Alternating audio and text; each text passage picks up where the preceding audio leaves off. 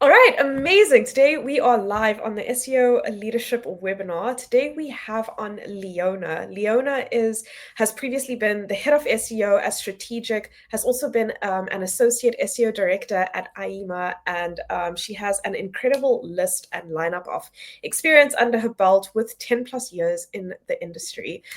So we are so excited to actually have on Leona today. Leona, how are you doing? I'm amazing, thank you. Sun is shining. Awesome, awesome. Leona has come with such an incredible energy so far, so we're really excited to chat to her today.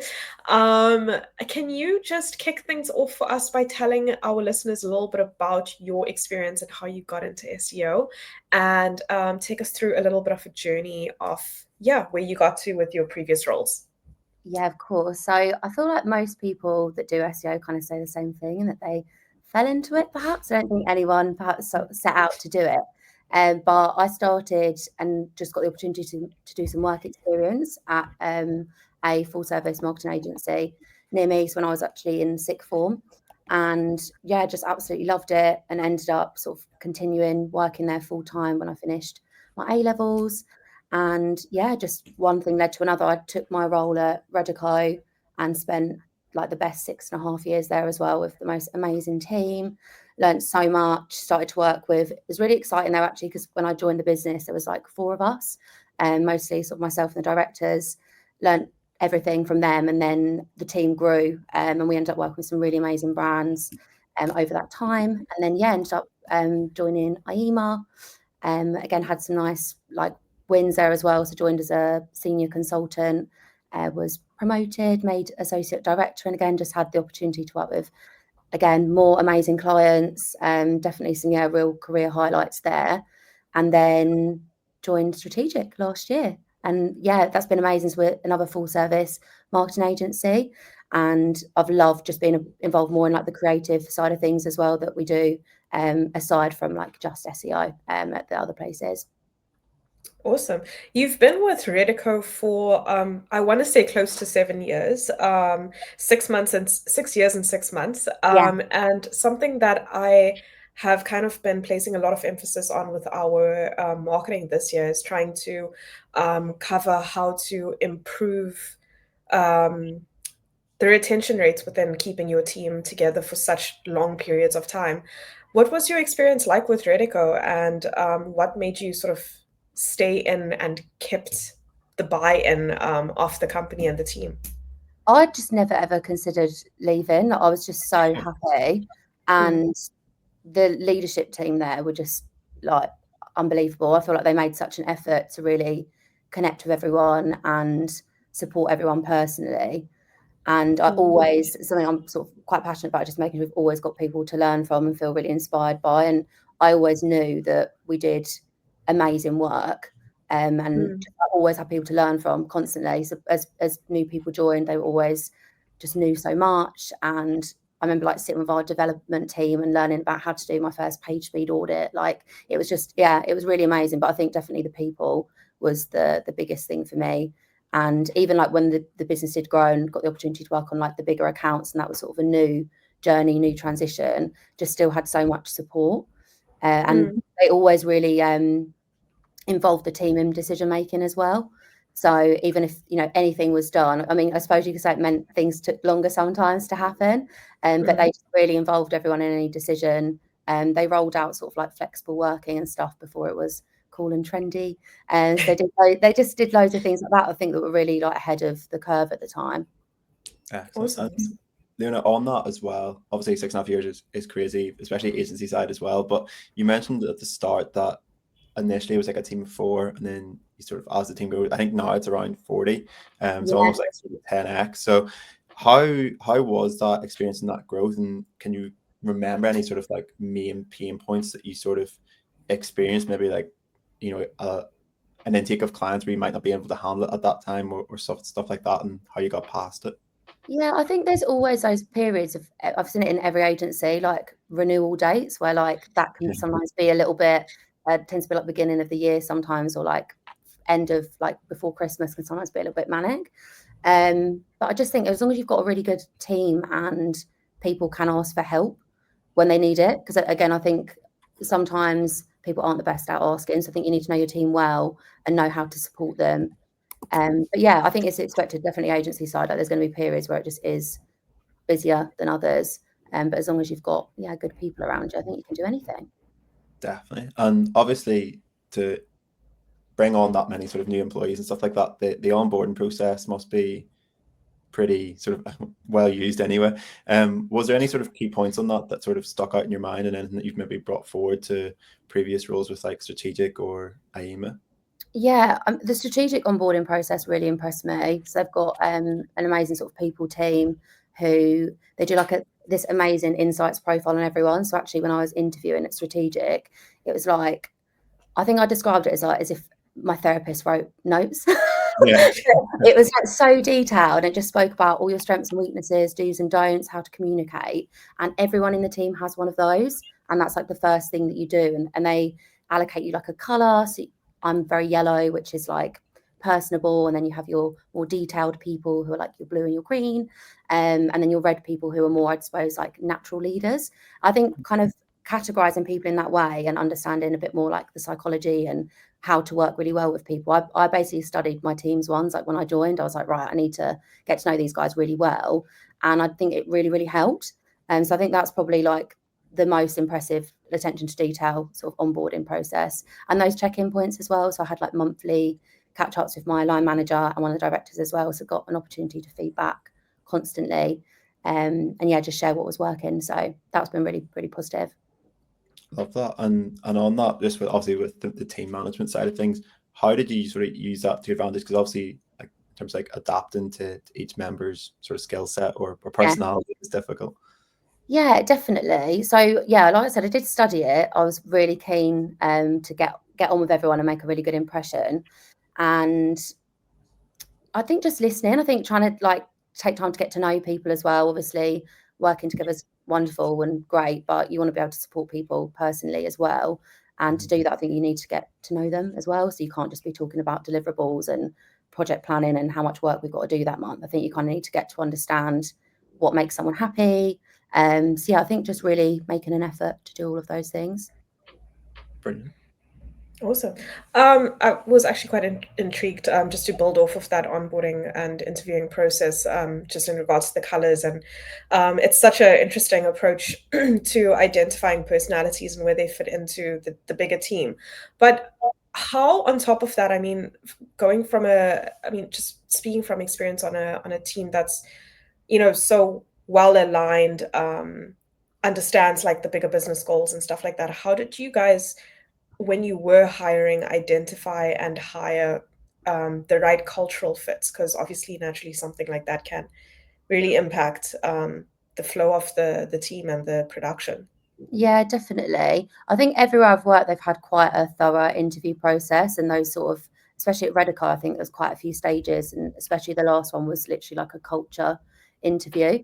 But I think obviously you need to understand what people's skill set is. So like a task-based piece is great, but I think also getting them to deliver it's really nice. Ayima did some cool stuff. So they'd get people to do like live assessments sometimes. So it'd be like troubleshoot, like here's an issue on site, kind of go and show me what's wrong. That's really great. Again, just for understanding how people think on the spot. And then I think like getting to see people in person as well is quite important. I think sometimes there's a lot you don't get from like virtual interviews. So I think as much as possible, trying to get people to come in and meet the team that they are going to be working with as well. Awesome. And sorry, just to keep on that Reddico train while we're at it. I mean, it was quite impressive that you guys like scaled so much, and you were just there to be able to witness it and be a part of that as well. What was the growth like in the experience, your experience of it, especially moving from, you were with Reddico from 2018 through to 2022? And I mean, a lot of SEO agencies and companies and teams thrived off of the COVID impact. Some took a hit from it. How did it affect you guys, and how did you manage to scale through that? The business at the time, again, really communicated all this stuff well. So they explained that they had this like concept where they had reserved like 6 months worth of running costs. So there was a lot of like security, I think, for all of us, which probably kept everyone very like invested, bought in and engaged. So it wasn't a case of feeling worried that big client would go and everything would be, you know, a disaster. So I think that definitely helped in terms of, just giving everyone the reassurance that we needed. And then I just think we had a really, really strong team. And we had, like, you know, our SEO team, development team, project team, and so on. Content team, definitely can't miss that one out. But I think everyone just worked really well. They all sort of had their respective department leads. Everyone had the leadership opportunities to kind of catch up and understand what was going on. We actually had like a PPE client at the time, so I remember there was some really good growth with some of the clients industries we were working in. But equally, I've kind of specialised in travel over my career journey, and obviously that's been an industry that's been severely impacted by COVID over the years. So I just think we, in every place of work, there might have been adjustments to the retainer sizes and so on, in line with kind of how that business was doing at the time. But we just always made sure that we were delivering something valuable and making an impact with the time and resources we were given. Awesome. Moving on to the communication aspect that you spoke about, I wanted to just touch on soft skills and the importance of it. It's been such a sort of heavy topic that we tried to emphasize last year, and obviously like carry it into this year as well. I wanted to maybe just like gather your experience on how you sort of perceived soft skills and how you grew in it, especially moving from Reddico to Ayima and then to StrategiQ. And if you have any tips on effective communication for juniors. Yes, so I actually prepped a little bit for this one. So I suppose, like, thing I'd like to say is just remembering the little things. So for me, with the team and client relationships, is probably like my area of expertise. I really love it and make time for it. But I think everything about it, like, you have to, at work, people are going to give away things that matter to them in their personal life, whether it's like their kids or their pets or, you know, moments that matter to them. And I think you just have to make an effort to show interest and care and build that relationship, because that enhances everything you're going to be working on together anyway. Especially, like, the nature of SEO is getting things done. So you're going to present ideas and recommendations. They need to be bought into you as a person, not just the fact that you've delivered a great tech audit. It's like, well, how are you going to break that down, and how can you work well with that person to make sure that you can actually deliver it and get things done. So I think for like a junior person, I would just say make an effort to remember things, write them down, like however you need to do it, but just really show an interest and just care and just be a really good person. Love it. Awesome. Darius and I are fighting for a question in the comments, but I just wanted to sort of build on that. And in terms of, I mean, you've worked with, you know, your directors and leaders at Reddico, and then obviously in Ayima as associate SEO director. To junior members that are maybe stepping into managerial roles or managerial into heads off, do you have any tips for them in terms of how to communicate to the other team members in terms of buy-in, or how to open up their budgets a little bit more, and also any tips on effective reporting? Yeah, defo. So there's two words, again, probably jump out here. So I think one's about like direct communication, and the other's about being an approachable person. I'm better at the second one. But I think that lends itself into that, like we were saying earlier, about how easy it is for people to come and ask for help and support when they need it. I think when you're authentic, when you're honest, when you show up and you're really yourself, it inspires and encourages other people to do the same thing. So that's where you build amazing relationships and you can support one another in a really meaningful way. And then I think the direct side of things is really important, and something I'm learning to be better at, especially with, like you said, that communication up as well.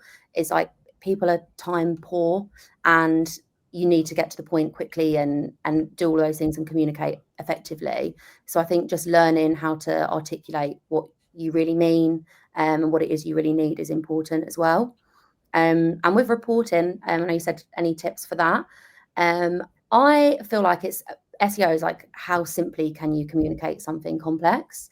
Tom Slater's actually at Reddico at the moment. He does these wonderful like Loom videos where he literally pulls up a live SERP and just, you know, sometimes not tears it to pieces, but he'll be like, this is what's wrong with it, and, you know, this is how you make. But he simplifies it so much. I think that's what a lot of our job is just breaking it down. It doesn't have to be really super complicated.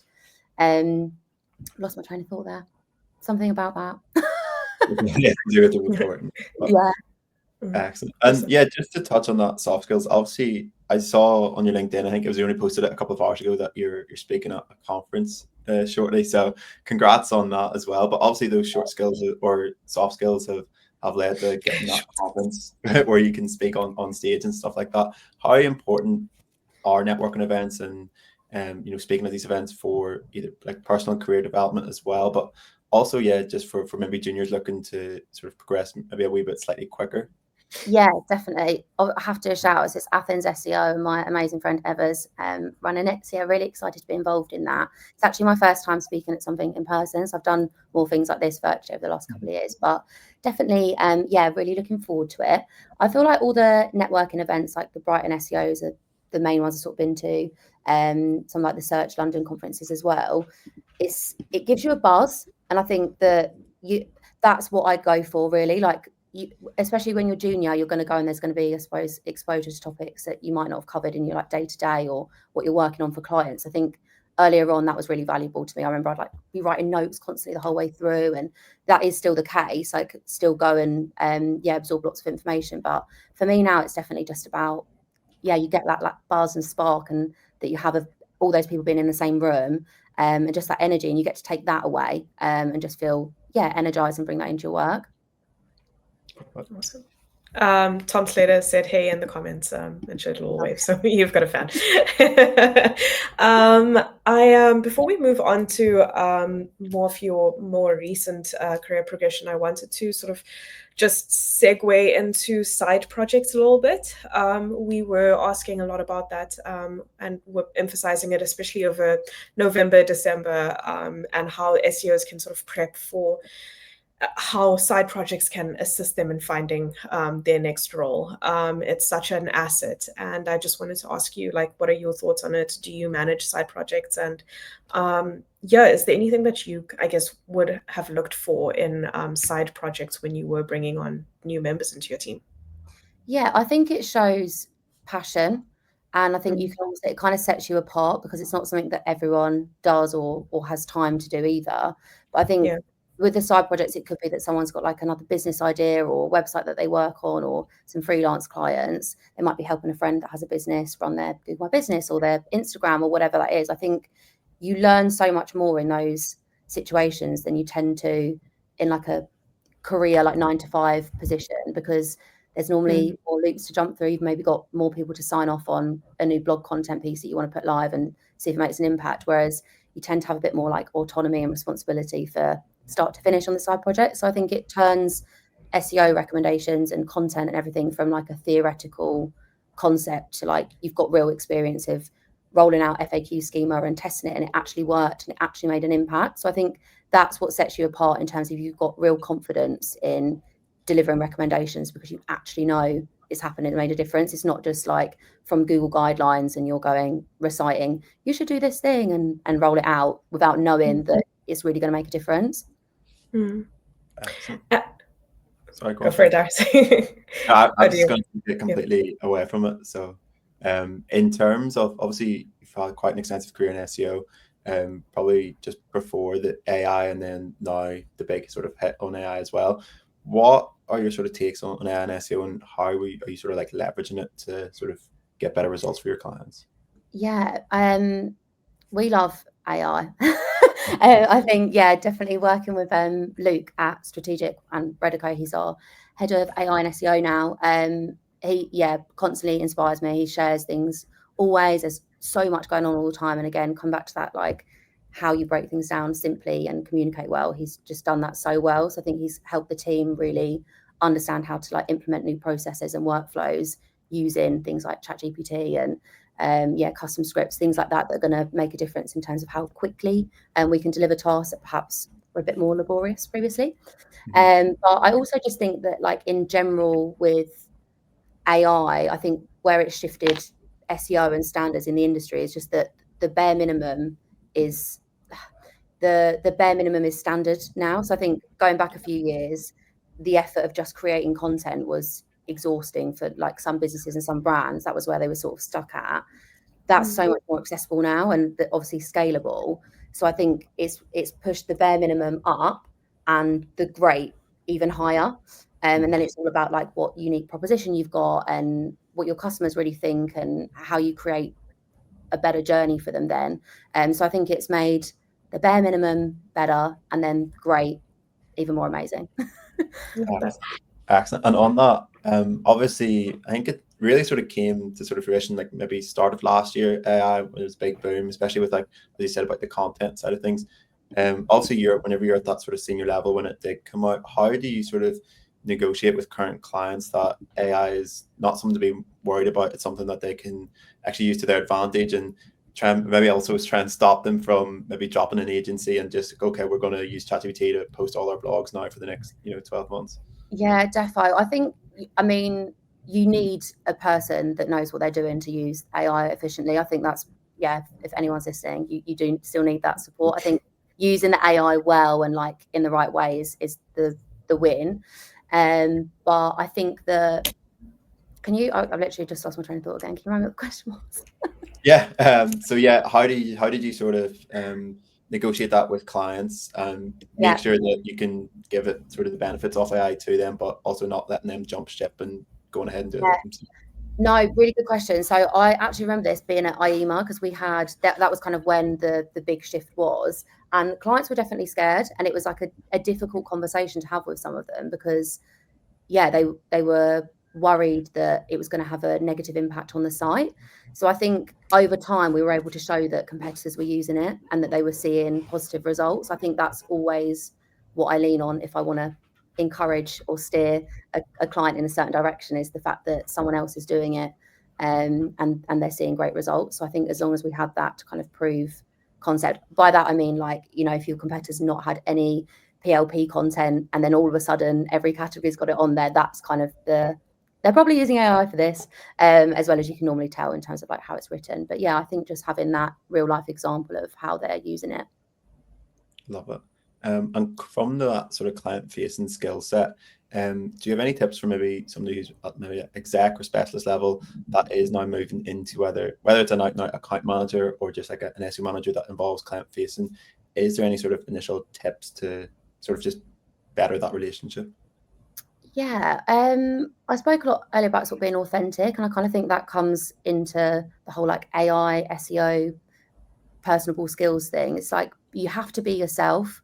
I think there's definitely points in my career where I was just trying to be like people I admired and looked up to in terms of being super technical, and it took me a long time to realize and kind of find my own lane and be recognized as being Leona, and not trying to be a version of someone else. I think that's really important. And then in terms of how you take that into like the work, the delivery of things as well. I was having a really interesting conversation with a couple of people in my team today about like the whole Reddit conversation, the fact that, has search gone wrong because Reddit's ranking really well for everything now. And I think when we were talking about that, it kind of reminded me that, a lot of us now are quite isolated. We work from home, and there's been such changes with like technology and advancements that we crave in authenticity even more than we were before. So example for me was like, I wanted to buy some gym leggings, and you get like a standard, you type in best gym leggings, you get a generic like newspapery style article, top 10, and it's very like heavy on the advertising side of thing. And I think that even myself, but like people that don't do marketing, you're being sold to, and that that's probably an ad, the person writing it, it's probably working for them. So I think that's where Reddit is like quite helpful, because you just get to go and have like a funny time probably reading some comments from people that are like, these leggings are crap, or like whatever it is that they're going to say. And or even better, you go on TikTok, and I think that using like multimodal search as well, so going on other platforms, social, finding some videos of people who look like you, who are wearing them and showing them in real life, that's going to give you confidence in buying. So I think that's probably where I'd tell someone more junior to kind of just spread their like attention to a little bit more. I love it. And just sort of connecting the dots, you mentioned TikTok there, and you mentioned that you were heavily focused in travel as well as part of your career. Obviously, I think we're seeing a big shift, especially in the travel niche, to people searching on TikTok for best places to go, like where to eat in X locations and stuff like that. How do you sort of incorporate TikTok as part of your strategy for clients? Or if you do, how does it work? Yeah, we've got an amazing social team, but just to lend stuff that, like, I literally don't know about you. I don't go anywhere without looking on TikTok for like best places to eat, or like, I don't know what to do. I couldn't trust myself to make a decision without it. But yeah, I think it just has to align with what you're doing on SEO as well. So just trying to make sure that the strategy is as like cohesive as possible, that whatever you're creating on TikTok, it's got somewhere that it can be positioned on the website as well, and you can just try and help each other as much as possible. Mm-hmm. Darius was on fire with the questions. I want to actually just build off of that. Actually, we brought on a head of marketing, Reddico, on Friday, and he was covering social search and the evolution of it. And I was quite interested to sort of hear you mention, how Reddit and TikTok have been evolving. How has your team sort of been tackling the transition into having SEO and search blend more in with social search? Have you guys been like adapting your sort of ideas and your strategies much more this year? Yeah, embracing change, I think, is the kind of key, really. But putting together, I love it when it all does. So yeah, just putting together like really well considered like strategies in the first place. I think looking at trends and stuff is really important. But yeah, I don't really. I just feel like it's about being creative. I feel like it's not reinventing the wheel, but it's just making sure that you're creating really user first considered content and as creative as possible. Using great hooks and all really like great stuff. But I just think it's like daring to be different as well, and just not trying to do the same thing that your competitors are doing. So you want to stand out and be a bit different. Awesome. I've got two last questions, and I just want to squeeze them in before we run out of time. The first one being, naturally quite interested in your career progression, just moving into associate director and then into head of SEO with your respective different companies. What was the onboarding like for you within the two companies? And do you have any advice on how to effectively onboard a team member that is of such sort of a higher leadership position? Yeah, good question. I feel like clients first. So I think you need to get your head around the clients and the work that's being done. I think that was really important. So I think, joining Ayima, it was like pretty much straight in. It was like, here's your clients, here's what you're working on, getting in front of them as soon as possible. I also have a preference for that as well. Like I love that. They didn't just like scare me. But I think that's really important to get a feel for the work that's being delivered and how you can then add your own, like what expertise you can add in as well and how you can help the business. I think that's really important. And then I think in terms of like onboarding, the opportunity, I think, at Strategic to work with other departments as well was great. So I think understanding how like content was running, how dev was running, social was running, the marketing managers themselves as well, how they were all working with the clients definitely really helped me hit the ground running when I joined. And then also like, don't feel like you have to just do what's been done before. I was definitely really encouraged by all of the leadership team when I joined Strategic to kind of share what I thought maybe wasn't working or what could be done better.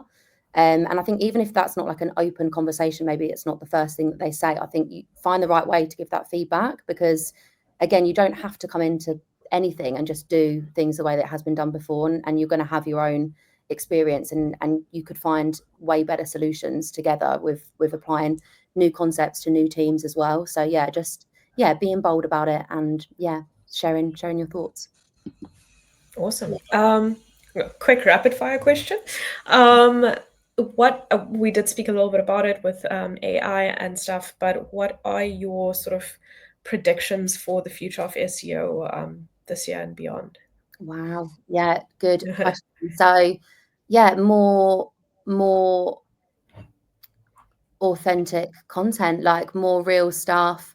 I think there's going to be more heavy focus on like PR and not just what's hosted on the website. So I think I want to pull up this stat actually because it was really cool. Yesterday I read it. So we was talking about travel and the fact that sustainability is like a growing trend within travel, and 60% of people in the UK actually prioritize it as like a factor when they're making a decision about where they want to go. But interestingly, 73% of those people are really skeptical about how sustainable something is. I thought that's like a really interesting conversation around like trust. So I think with that, it lends itself to the like off page, like where are your PR mentions? How is that being covered elsewhere, not just on the website, because you've got like loads of green stuff on there that, you know, looks like you are really eco-friendly and all those things, but like what is really being said. If you search for like reviews about the company, what is on there, like other platforms where people are leaving, like customer reviews and stuff, I think you have to be responsible for that as well. Reddit's another place as well. There's lovely communities on there that you can like be actively involved in. Like, I think just trying to build more of an ecosystem in search as well, and not just relying on landing pages driving rankings and traffic. I think that's kind of the evolution this year. Interesting. Awesome. That wraps up our 30 minutes. It flew by very quickly. But yeah, thank you so much, Leona, for coming on. Do you want to give a little shout out to the event you're speaking at quickly? I think I may have missed it. I would love to. Yes, I'm speaking at Athens SEO in May. We need everyone to be there. It's going to be absolutely amazing. Be sunny, Greek food, and yeah, just super excited. The team that are sort of putting the event together, Eva, and her amazing friend Fran, are working so hard on it. It's the first they've had in Athens as well, and yeah, I think it's just a lovely way to head into the summer season as well. Are we allowed to ask what you're speaking on yet? Yes, so it's still we're fleshing it out, but it's going to be around SEO and AI, but then I'm applying sort of all my yoga, like mindfulness and stuff as well, so about being really connected and balanced as well. So yeah, looking forward to it. Interesting. Awesome. Well, thank you so much, Leona, for coming on. For everyone that's listening, if you are interested in following Leona's journey, give her a little follow, and pop her any questions, or if you want to chat to her. And yeah, Leona, thank you so much for coming on. It was such an interesting discussion. Thank you. Yeah, hope you have a great weekend, and we'll chat soon. Thank you, guys. Cheers, Leona.